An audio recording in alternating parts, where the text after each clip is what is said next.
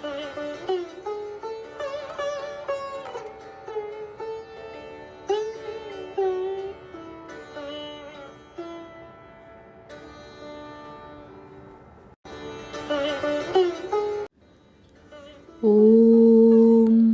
यथाग्निर्दाहिका शक्ति रामकृष्णे स्थिता हिया सर्वविद्यास्वरूपां तां शारदां প্রণমাম্যহম। শ্রী শ্রী মায়ের কথা। জনৈক ভক্ত। 15ই পৌষ মঙ্গলবার, শুক্লপক্ষ, তৃতীয়া তিথি, সন 1320 সাল।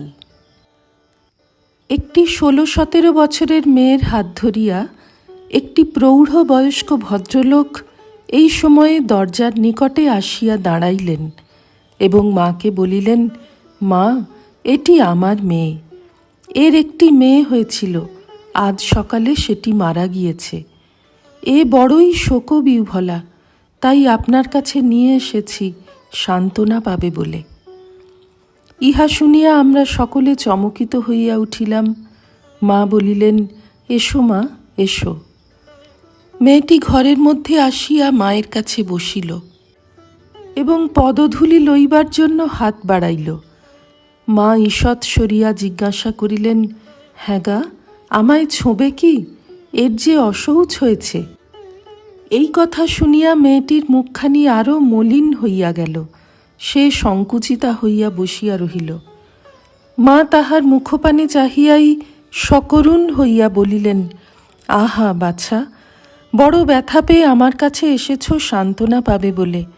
আমি তোমার মনে কি কষ্ট দিলুম, তা হোক অসৌচ। এসো মা, আমার পায়ে হাত দিয়ে প্রণাম করো। এই বলিয়া মেয়েটির আরও কাছে সরিয়া বসিলেন।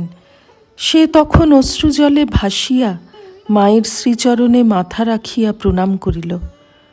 মাও তাহার মাথায় হাত দিয়া আশীর্বাদ করিলেন।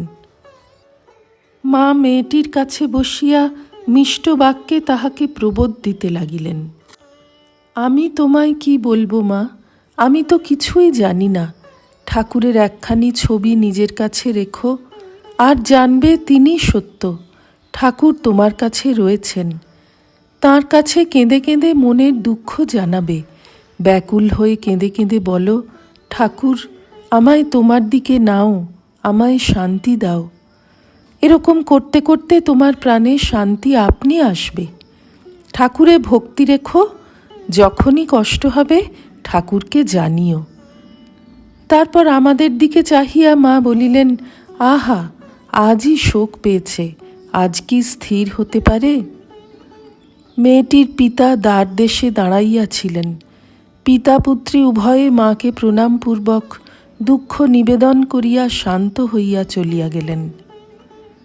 এখন ঘর নীরব দেখিয়া আমি বলিলাম, মা, আমার একটি কথা আছে, যদি আপনি অনুমতি করেন তবে বলি।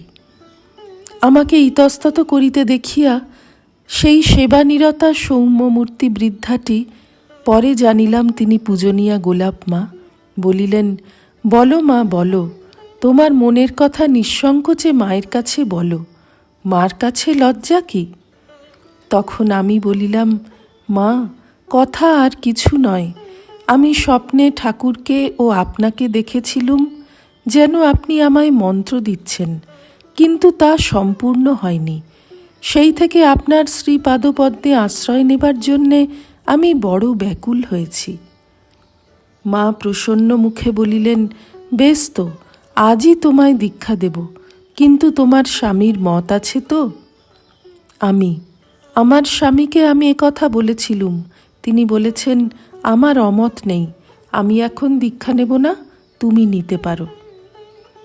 মা, তোমার স্বামী কোথায়? রায়পুরে। মা কলের ঘর দেখাইয়া বলিলেন, ওখান হতে হাত পা ধুয়ে এসো। মা, আমি এখনো স্নান করিনি। মা, তা হোক, স্নান করতে হবে না। শ্রী রামকৃষ্ণার্পণমস্তু।